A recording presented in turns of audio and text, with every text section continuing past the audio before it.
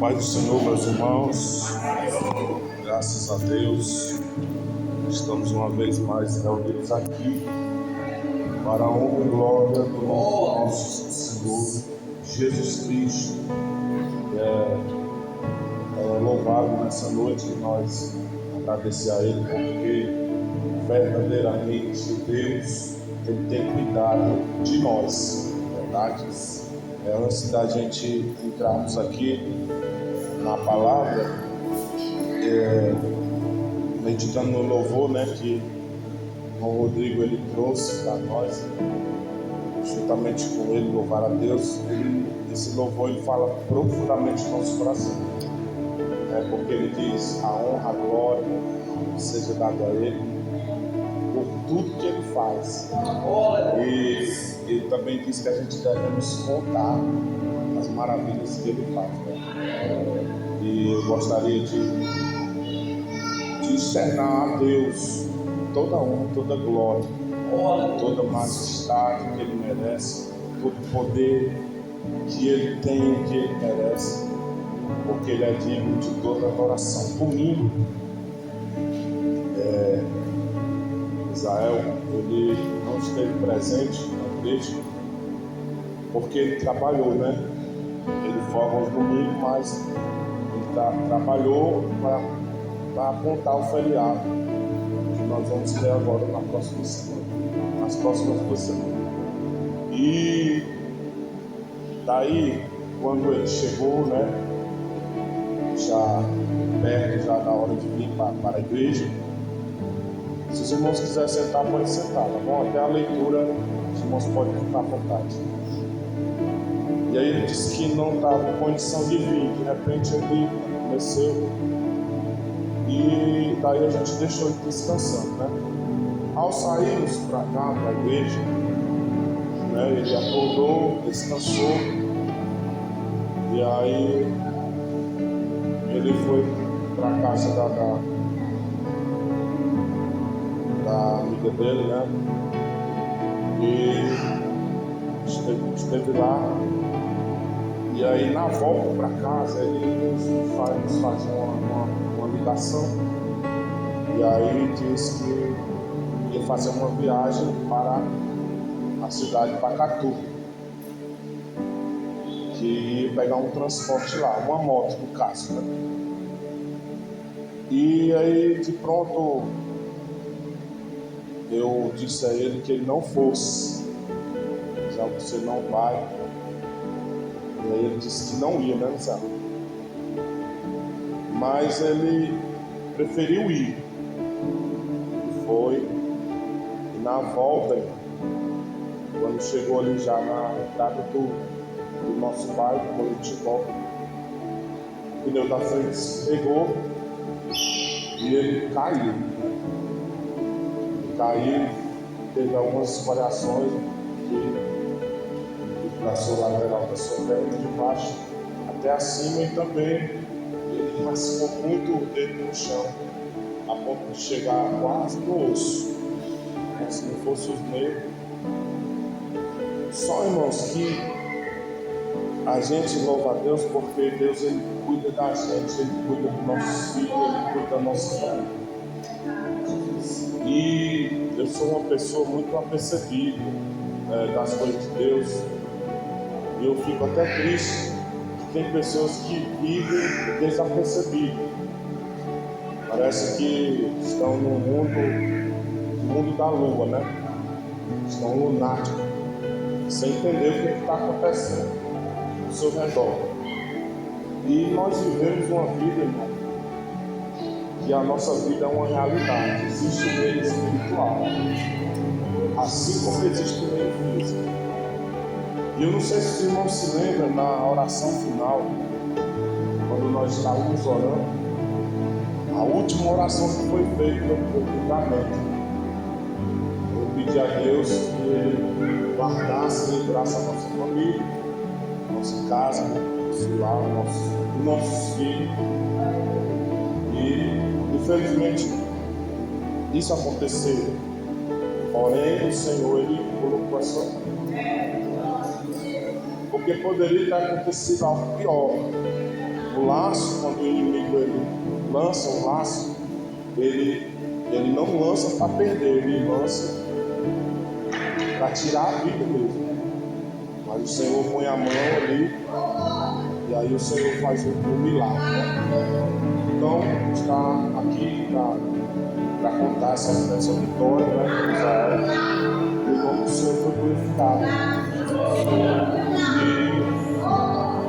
quando Deus ele entra no negócio, ele prepara todas as coisas. E aí, de repente, ele foi ao médico, o médico passou alguns procedimentos que ele tinha que fazer. E aí, se a gente fosse esperar somente por esse sistema que a gente tem, né, que é o SUS, ia demorar um pouco. E aí poderia acontecer algo pior, porque eu não sei se os irmãos sabem, quem passa por algum acidente na pista, ele corre o risco de 90% de pegar uma infecção e perder o membro que foi ali, né? Foi ali maltratado, né? Pela pista, pelo asfalto. Eu conheço gente, inclusive é um irmão, é um crente, e ele trabalhava na época naquelas motinhas que levam ao gás, com uma carrocinha atrás. E ele passou por esse mesmo acidente do pneu da frente derrapar, só que lá a carrocinha foi para frente e pegou na perna dele. E ele perdeu a perna só porque ele teve contato com a pista, né? O chão estava sujo e deu uma infecção generalizada na perna dele e ele teve que amputar a perna. Então, o que é que eu vejo com isso? Eu vejo que é a mão de Deus que cuida das nossas vidas. Então, eu estou aqui agradecido a Deus por isso. Alguns irmãos não sabiam, porque a gente preferiu ficar em oração, e o momento certo ia ser esse para a gente compartilhar com a igreja. Inclusive, alguns irmãos eu quero agradecer aos irmãos que oraram pelas nossas vidas. Deus ouviu as nossas orações. Amém? Pode bater palma para Jesus. Amados, vamos abrir aqui. Sim, quero. A irmã Solange, ela teve que ir para uma reunião na APAI, certo? E aí, por esse motivo, ela não pode estar presente aqui. Pode ser que ela chegue aí, né? Porque ela não pode ficar sem ir para a igreja. A qualquer momento, ela pode chegar ali também. Amém? Então, amados, vamos abrir aqui as nossas Bíblias no livro do profeta Jeremias. E aí nós vamos ler aqui no capítulo 18, a partir do versículo 1 até o versículo de número 11.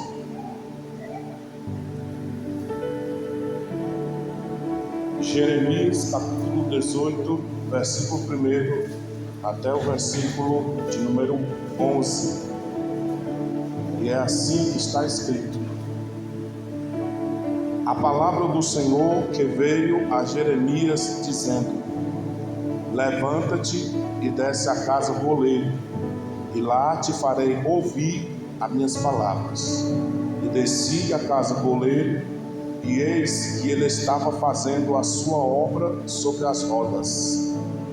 Como o vaso que ele fazia de barro quebrou-se na mão do oleiro, tornou a fazer dele outro vaso, conforme o que pareceu bem aos olhos do oleiro fazer. Então veio a mim a palavra do Senhor, dizendo: não poderei eu fazer de vós como fez este oleiro, ó casa de Israel, diz o Senhor. Eis que como o barro na mão do oleiro, assim sois vós na minha mão, ó casa de Israel. No momento em que falar contra uma nação e contra um reino, para arrancar, para derrubar, para destruir, se tal nação, porém, contra a qual falar se converter da sua maldade, também eu me arrependerei do mal que pensava em fazer. No momento em que falar de uma nação e de um reino para edificar e para plantar, se fizer o mal diante dos meus olhos, não dando ouvido a minha voz, então me arrependerei do bem que tinha falado que lhe faria. Ora, pois fala agora aos homens de Judá e aos moradores de Jerusalém, dizendo: assim diz o Senhor, eis que eu estou forjando mal contra vós e projeto um plano. Diga: projeto um plano contra vós. Convertei-vos, pois, agora cada um do seu mau caminho e melhorai os vossos caminhos e as vossas ações. Amém? Os irmãos podem assentar e fiquem orando para que o Senhor Ele nos dê a interpretação dessa palavra. Amados, esse é um texto que é bem conhecido de toda a igreja do Senhor. Nós já ouvimos diversas pregações a respeito desse capítulo, a qual Jeremias ele tem uma certa experiência com Deus a respeito de ir à casa do oleiro, de descer à casa do oleiro para observar o que o oleiro estava fazendo.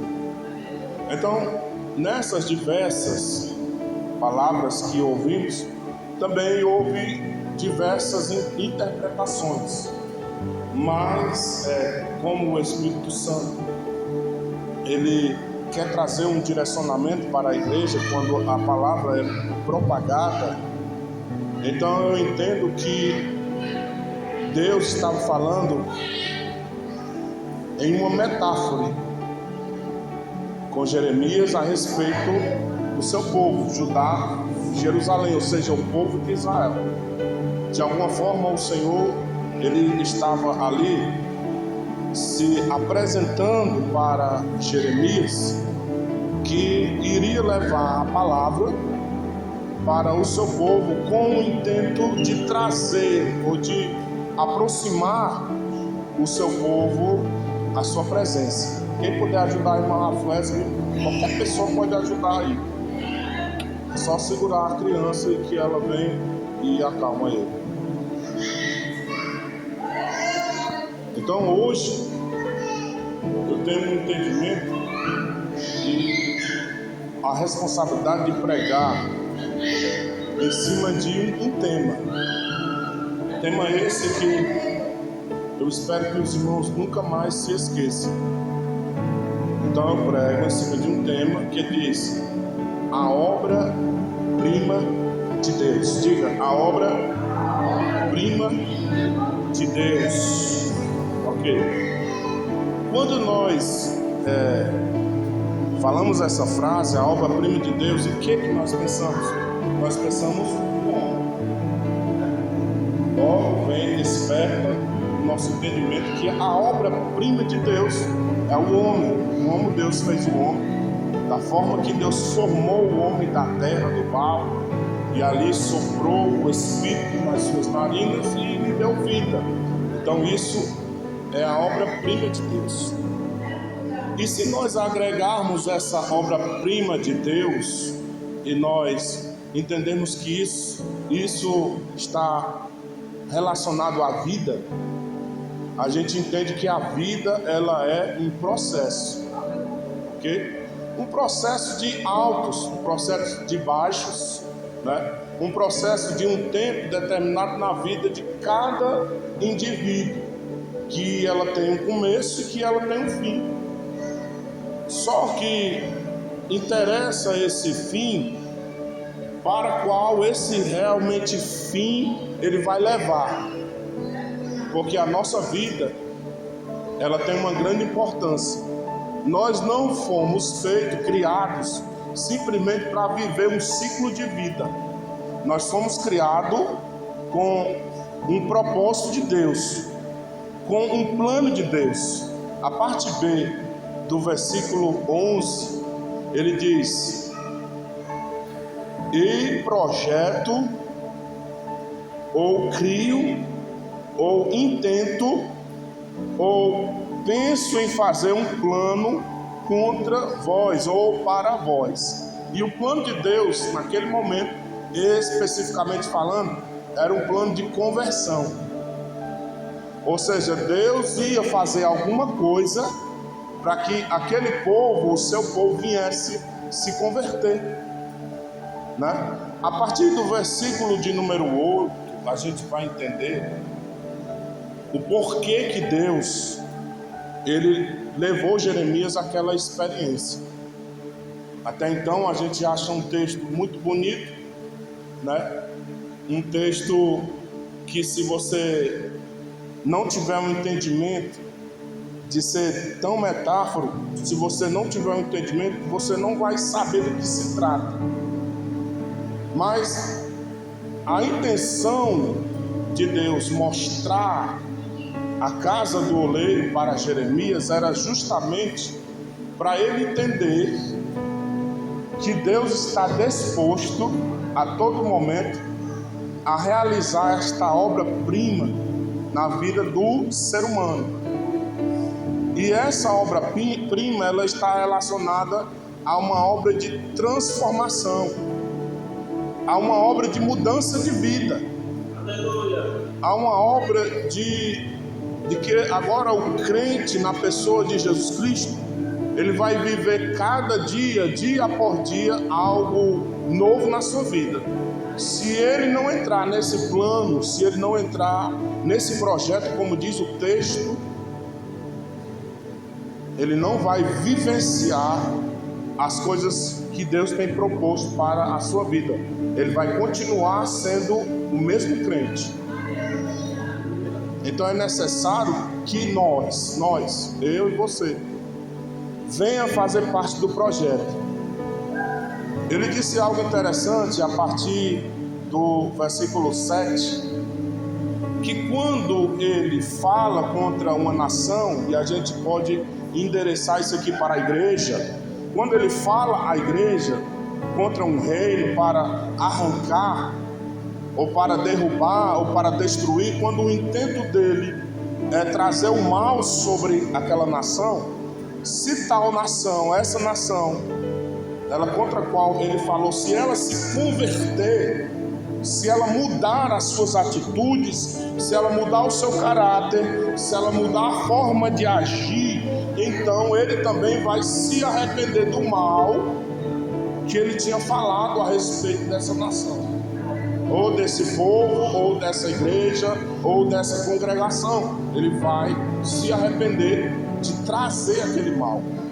No versículo 9 ele diz: no momento em que também falar de uma nação e de um reino para edificar, né, para construir, para levantar, plantar, edificar este reino, se caso esse reino não der ouvido à sua voz, então também ele se arrependerá de todo o bem que ele estava proposto a fazer. Até aqui os irmãos estão entendendo? Ok.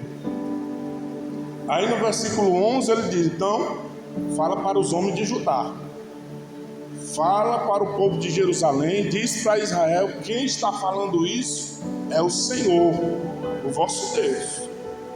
E diga para eles que eu tenho um projeto, eu tenho um plano contra eles. E esse plano é para que eles venham se converter. Esse plano é para que cada um deles venham se arrepender do mau caminho que estão, e eles venham melhorar o caminho e as suas ações. Então Deus, ele tem um objetivo aqui. E nós, como igreja, nós precisamos entender. Nós precisamos olhar para as nossas vidas e ver que tem algo na nossa vida que precisa mudar, assim como estava sendo orado nessa noite. A gente tem que enxergar na nossa vida que nós somos obra-prima de Deus. Nós somos povo adquirido, escolhido, exclusivo de Deus, e que nós não podemos continuar na situação que nós estamos. Correto? Então, isso nós chamamos de um processo de maldade, que é um processo de transformação. O interesse que Deus fez que Elias descesse a casa do oleiro foi para que ele observasse o processo. Veja só, irmão, a revelação da palavra. Quando Jeremias desce a casa do oleiro, o que é que ele vê? Versículo 3: eu desci a casa do oleiro, e eis que estava fazendo a sua obra, a obra-prima. Ele estava fazendo a sua obra. Ele disse que, como o vaso que ele fazia nas suas mãos, aquele vaso se quebrou na mão do oleiro. Isso aqui é forte. Quando o vaso se quebrou, onde é que ele está? Na mão do oleiro. Então, quando o vaso está na mão do oleiro, mesmo que ele se quebre, quando o vaso está na mão do oleiro, não sei se você vai entender agora, mesmo que ele se quebre, Deus é poderoso para fazer outro vaso como ele bem quer. Versículo 4, a parte B: quebrou-se na mão do oleiro e o oleiro tornou. Ele fez novamente um vaso, outro vaso, conforme o que pareceu bem aos olhos do oleiro fazer. Quando ele fala isso, mas ele está falando de propriedade. Ele está falando de vontade própria. Ele está falando do próprio Deus. Que se o vaso quebrar, ou se ele quebrar o vaso, ele que vai fazer um vaso conforme a vontade que ele quer.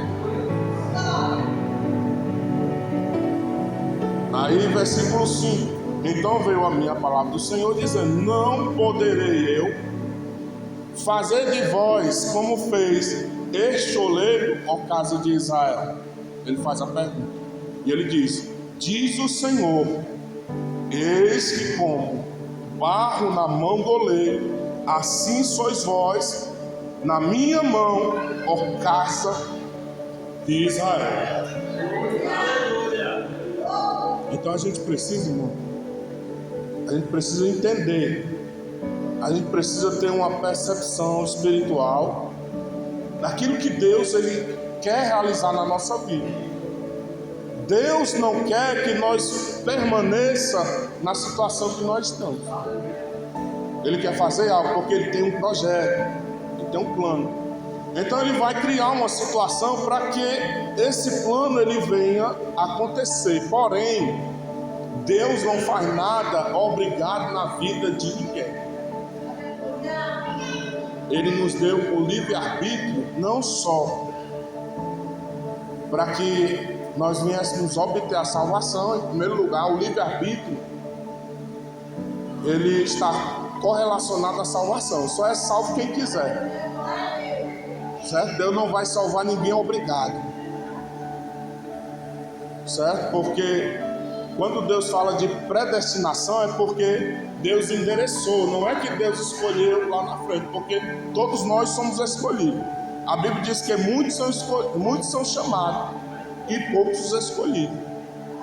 Certo? Então, o que é que ele está querendo fazer entender Jeremias a respeito do povo? Que essa ideia de Deus como oleiro, que o texto ele vai mostrar, que está baseado aqui na passagem de Jeremias, no capítulo 18, mais precisamente a partir do versículo 1 ao 6, é que Deus, irmão, é o oleiro. Ele é o oleiro. E que ele deseja fazer uma obra soberana na vida do vaso, que é o crente, que é o barro. Por quê? Porque ele conhece profundamente as nossas vidas, de um a um. Ele conhece as nossas vidas e sabe trabalhar em nossas vidas para que nessa renovação, nessa restauração do vaso, ele venha tirar cada imperfeição e remover tudo aquilo que não presta e venha nos fortalecer porque Ele deseja ver a gente como realmente a gente é, como obra-prima, criaturas criadas pelas suas mãos. Então a gente entende que Deus, Ele é o oleiro. Metaforicamente falando, Deus é o oleiro e nós somos o barro. Nós não somos o vaso, nós somos o barro, que será manuseado, trabalhado para que venha então criar o vaso da forma que Ele quer. Diga glória a Deus. Só, irmão, que isso é um processo na vida de cada crente.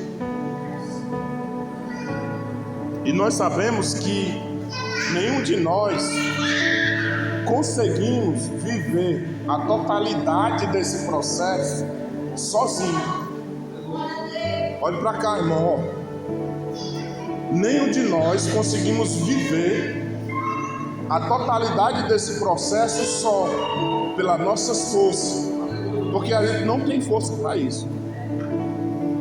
A gente não tem vontade para isso. Nós não temos desejo para isso. Nós não queremos isso para a nossa vida. É Deus quem quer. É um plano e é um projeto, Ele disse. É um projeto, é um plano que Ele quer. Então, para isso, existe uma pessoa, eu digo, que Ele vai entrar em cena. E Ele tem um papel fundamental. E Ele é a única pessoa que tem o poder de fazer isso, ou de convencer isso às nossas vidas, que é o Espírito Santo. Ok?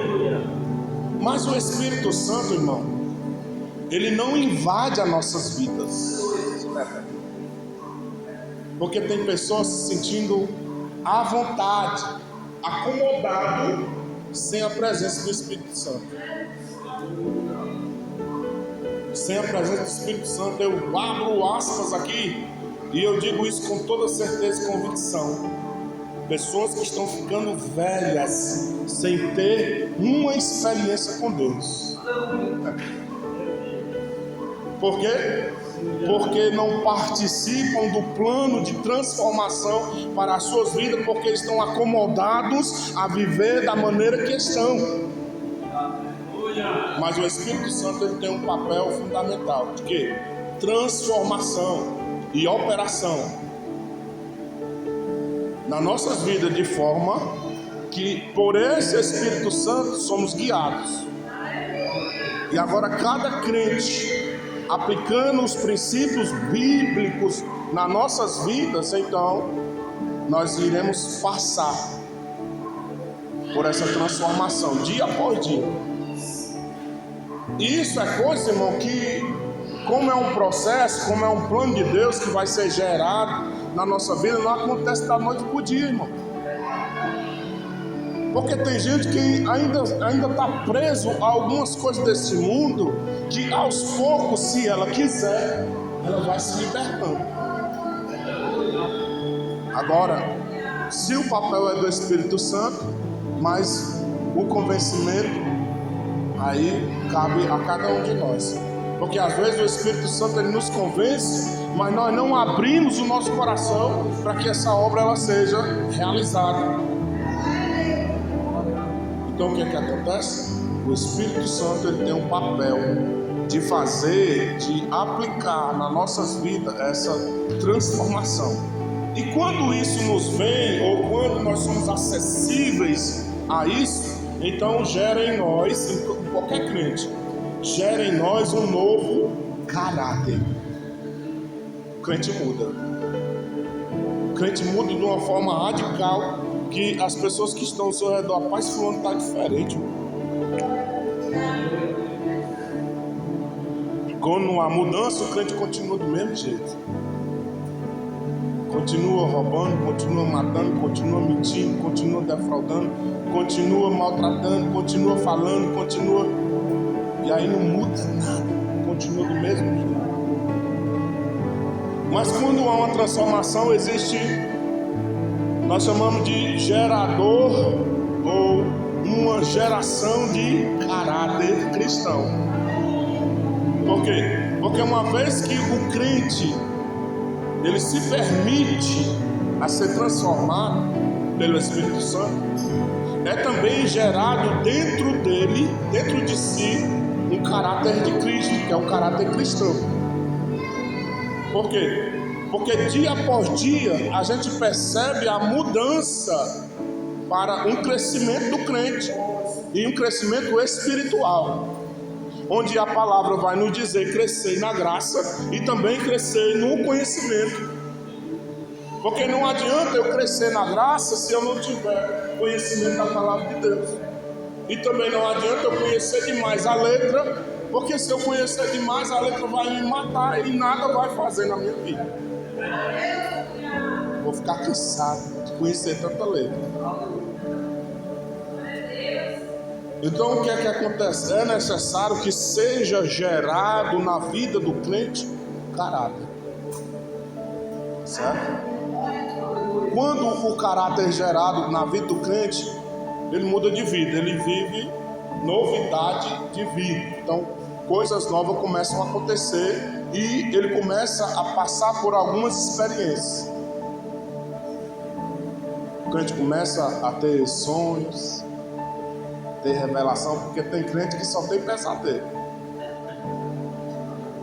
Mas eu estou falando de revelação, de algo que o Senhor lhe mostra que Ele quer fazer na sua vida ou pela sua vida, na vida de alguém. E aí Deus lhe mostra, lhe dá um sonho e você não esquece. Então essa pessoa começa, irmão, a passar por experiências espirituais. Por quê? Porque ela começa a crescer nesse conhecimento de Deus. E aí automaticamente Deus começa a se revelar para ela. E nós chamamos isso de característica de transformação ou evidência da transformação. Porque quando isso começa a acontecer na vida do cristão, quem está de fora consegue perceber. Como também quando o cristão não cresce, também quem está de fora consegue perceber que o cristão não cresce, né? Então nós chamamos isso de característica de um crente transformado, certo? E essas características, ela envolve toda maneira de ser, em toda maneira de viver, como diz a palavra, em toda maneira de ser, que comamos, que bebamos, que tudo venha glorificar a Deus. Então o crente começa a demonstrar e começa a dar frutos, né? A ponto até das pessoas ver o fruto e querer arrancar suas frutas, jogar pedra. Por quê? Porque ele começa a se destacar.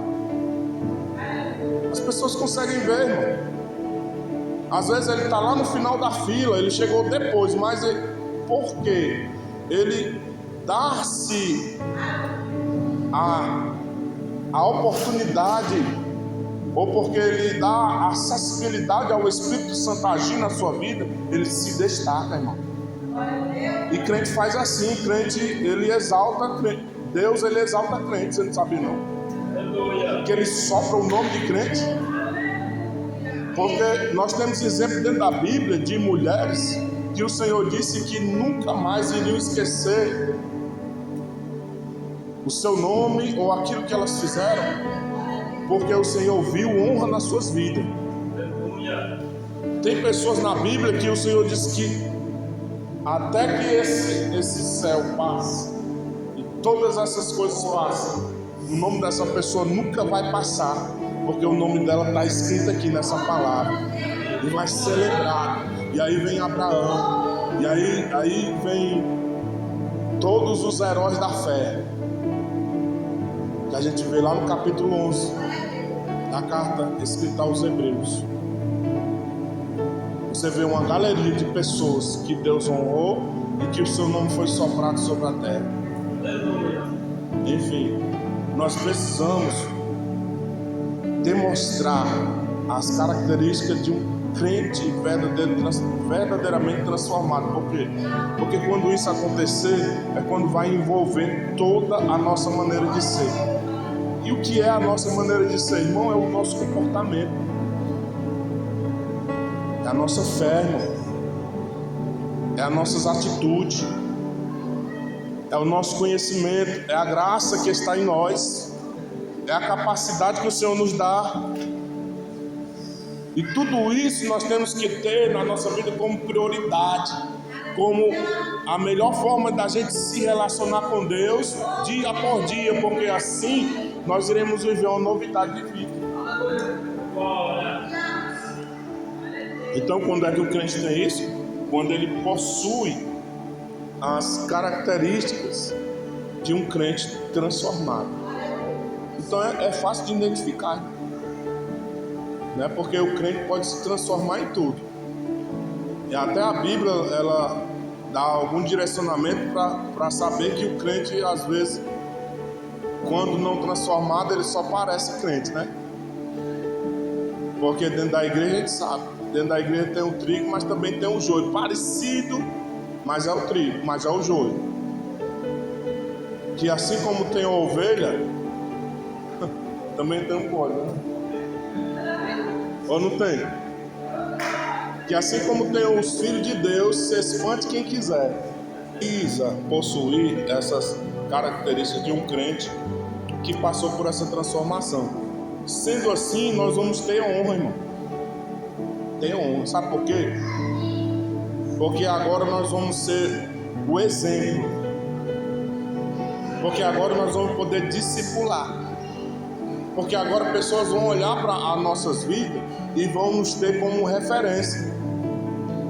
E o nosso problema hoje é que às vezes a gente olha, a gente procura, a gente busca e a gente não vê referências para a gente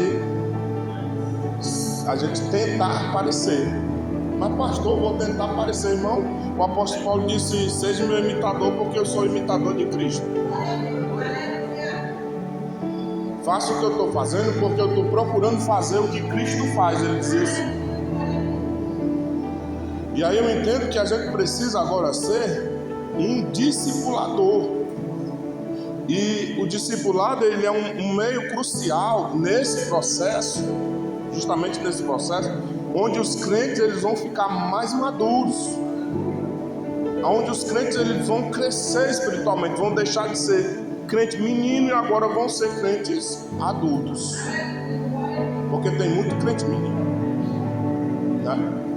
Quais são as características de um crente menino?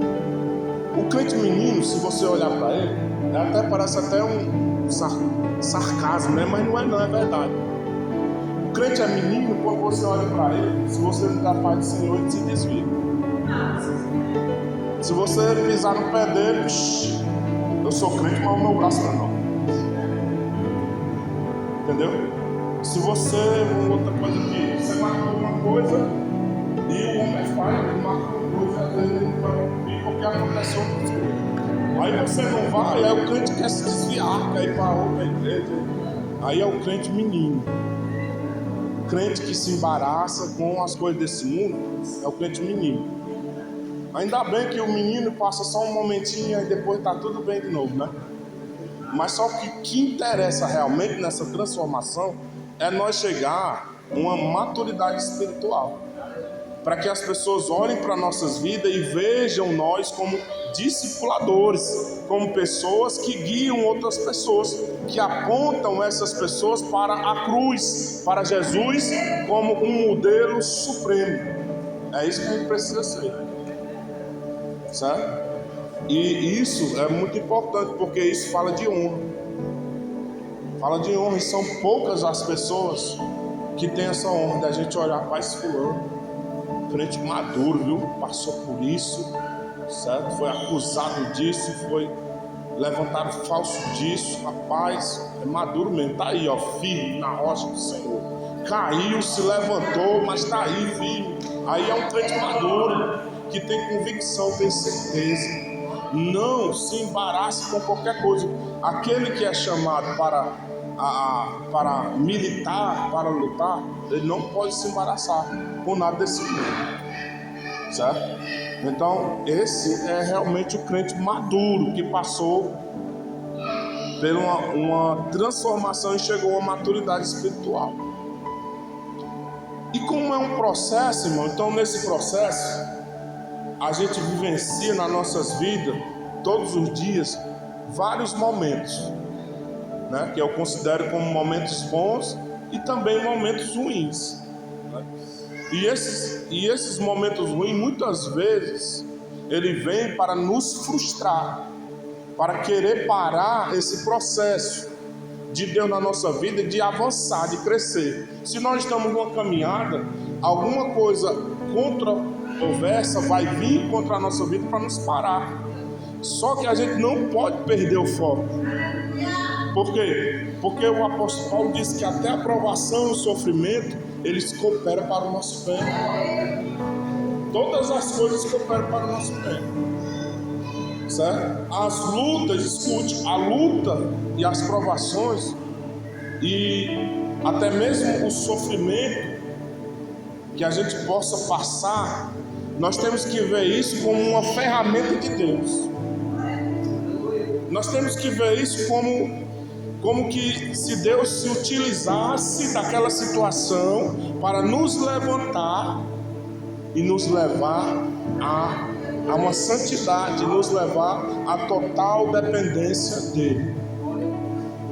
Então foi isso que ele disse para o seu povo: olha, eu vou criar, eu tenho um projeto, eu tenho um plano e eu vou criar contra vocês, contra vós, para converter vocês. Pois agora cada um de vocês estão no seu mau caminho, melhorai os vossos caminhos e a vossa situação.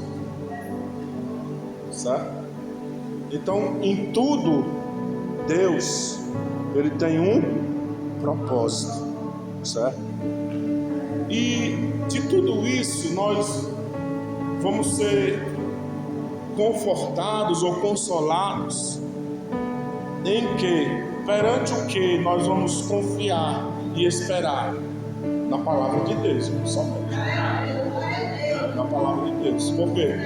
Porque como a moldagem, a transformação, ela envolve tudo na nossa vida, né? Ela envolve o quê? A conduta do crente. A moldagem, ela envolve os seus pensamentos, as suas ações, os seus padrões, os seus princípios, e tudo isso deve ser estabelecido à base da palavra de Deus. Não há outra forma, irmão, não há outro padrão, principalmente do mundo, que possa fazer ou possa nos confortar a suportar situações que vai nos elevar à vontade de Deus. Porque se nós olharmos para Cristo, se nós olharmos para o Senhor como verdadeiramente o autor e consumador da nossa fé, aquilo que acontecer em nosso redor, irmão, não vai ter significativo nenhum para querer nos parar, para dizer que vai acabar com a gente, para dizer que a gente não vai continuar a nossa caminhada, para dizer que não tem mais jeito. Por quê? Porque nós estamos focados em Deus. E isso faz parte dessa obra de transformação. Porém, irmãos, sempre tem esse porém, e eu costumo ensinar que quando esse porém vem, é porque quando tem um porém, tem uma possibilidade, né? E pode ser uma possibilidade boa, para o bem ou para o mal. Então esse porém, ele vem a partir do versículo 7. E quando no momento Deus se revelar para alguém, como ele está se revelando através da sua palavra, e esse alguém que Deus já está certo de arrancar, de derribar, está aqui escrito, versículo 7, de arrancar, de derribar e destruir. Quando esse alguém se converte, e quando esse alguém muda as suas atitudes, muda a sua ação, também Deus, ele se arrepende daquele mal que ele tinha projetado contra a vida desse alguém. Então existe um porém. Se tal nação, porém, contra a qual ouviu falar, ela se converteu do seu mal, também ele vai se arrepender do mal que ele iria tratar com essa nação. Versículo 9. No momento em que falar a esta nação, ou essa vida, este reino, este povo, para edificá-los, para fazer crescer, para fazerem multiplicar, para, como diz o texto, para fazer plantar. Se fizer mal diante dos seus olhos de Deus, não dando ouvido à sua voz, então, irmão, ele também vai se arrepender de tudo de bom que ele tinha projetado, que ele tinha programado para a nossa vida. É por isso que a misericórdia dele permanece, e muitas vezes nós deixamos de alcançar algo que já nos está preparado por causa das nossas ações, né? O que foi que eles disseram? Eles endureceram o seu coração.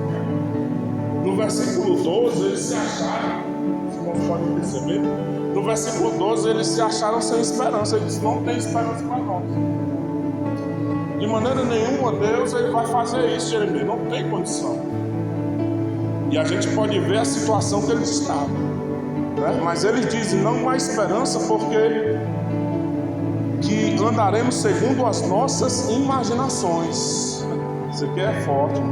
E cada um, ou seja, eles estavam afirmando que eles iam continuar na situação que eles estavam e que ninguém ia mudar o seu coração.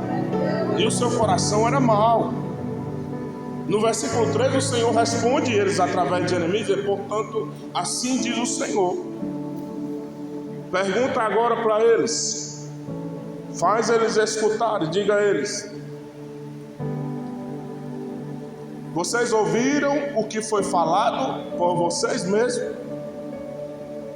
Vocês estão entendendo o que é que vocês estão falando? Que não mudarão os vossos caminhos? Vocês estão entendendo? Aí ele começa a tratar com juízo sobre este povo. Versículo 14: porventura a neve do Líbano deixará a rocha do campo, ou esgortar-se-ão as águas frias que correm de terras estranhas? Contudo, meu povo se tem esquecido de mim. Isso aqui é muito profundo, eu repito: contudo, o meu povo se tem esquecido de mim, queimando incenso à vaidade, que as fez tropeçar os seus caminhos, e nas veredas antigas, para que andassem por veredas longe, distante, afastadas e não aplanadas. Então, no processo de transformação, em que o oleiro ele quer transformar o vaso, o barro precisa ser um barro excelente. Ou seja, não sei se você entende, o barro precisa cooperar com o oleiro. Não tem perigo do oleiro errar o ponto, irmão. Ele chamou Jeremias para descer a casa do oleiro, alguém que já tinha experiência de fazer vasos. Só que o vaso quebrou. O vaso quebrou ali na mão do oleiro. Mesmo na mão do oleiro, isso aqui é tão profundo que os irmãos nem sabem. Mesmo assim o vaso quebrou. Aí o oleiro que tinha experiência, ele disse: quebrou, certo? Beleza, tudo bem. Mas eu não posso não fazer um vaso conforme o que eu quero, da maneira que eu quero. Nós estamos falando de um oleiro que tinha experiência de fazer o vaso. Então, o barro que somos nós somos barro, nós não somos nada. Nós somos o barro. O barro precisa cooperar para que o oleiro venha fazer um vaso. É isso que eu estou querendo fazer com que os irmãos entendam. Aí ele diz: a atitude do meu povo foi totalmente diferente. Versículo 15: contudo, meu povo se tem esquecido de mim e queimado incenso à vaidade, e que os fez tropeçar os seus caminhos e nas veredas antigas, para que andassem por veredas afastadas e não aplanadas, para fazerem da sua terra objeto de espanto e de perpétuos assobios. Todo aquele que passa por ela se espantará e meneará a sua cabeça. Ou seja, as atitudes nossas é quem faz. Ou quem atrai as maldições também sobre as nossas vidas. Aquilo que nós fazemos é quem ou nos destrói ou quem nos edifica. Por quê? Porque é a base das nossas atitudes, é a base do nosso caráter, é a base daquilo que nós fazemos, é quem diz o que nós seremos. Certo? Então, o que é que ele diz? O que é que vai acontecer a esses? Com o vento oriental os espalharei diante do inimigo, mostrá-los-ei as coisas, e mostrá-los-ei as costas e não o rosto, no dia da sua perdição. É aquilo que eu estou falando. Chega um momento na vida, irmão, da pessoa, que Deus já não vira mais o rosto, Deus vira as costas. Deus entrega as suas próprias paixões, porque Deus está vendo que essas pessoas não querem nada com Ele. Deus está vendo que essas pessoas não querem mudar. Deus está vendo que essas pessoas não querem transformação sobre a sua vida, não querem passar pelo processo e o plano de transformação. Ou seja, não querem ser a obra-prima de Deus. E aí preferem viver ao seu bel prazer e a sua consciência e as suas vontades. Certo? Versículo 18. Então disseram: vinde, olha aí, e maquinemos, vamos projetar, vamos planejar um plano contra o profeta Jeremias, né? Porque não perecerá a lei do sacerdote, e nem o conselho do sábio, e nem a palavra do profeta. Vinde e firamo-lo, ou vamos ferir a língua, e não atendamos nenhuma das suas palavras. Aí, meu irmão, o profeta diz assim: olha para mim, Senhor, e ouve a voz dos que contendem comigo. Senhor, porventura pagar-se-á mal por bem, pois cavaram a minha cova para a minha alma. Senhor, lembra-te que eu compadeci da tua presença para falar a favor deles. Eu não fui contra eles, eu fui ao seu favor. Eu fui intercessor das suas vidas, para desviar deles a tua indignação. Jeremias estava lavando as suas mãos. Ele era o profeta. 21. Portanto, entrega seus filhos à fome e entrega-os ao poder da espada, e sejam as suas mulheres roubadas dos filhos, e fiquem viúvas, e os seus maridos sejam feridos de morte, e os seus jovens sejam feridos à espada na peleja. Ele diz mais: ouçam, sim, escutem, porque vão aclamar de suas casas quando de repente trouxeres uma tropa sobre eles. Portanto, cavarão uma cova para prender-me e armarem laço aos meus pés. Mas tu, ó Senhor, sabes todo o seu conselho contra mim para matar. Não perdoes a sua maldade, nem apagues o seu pecado diante da sua face, mas tropecem diante de ti e trate-os assim no tempo da tua ira. E isso aqui, irmão, se prolongou.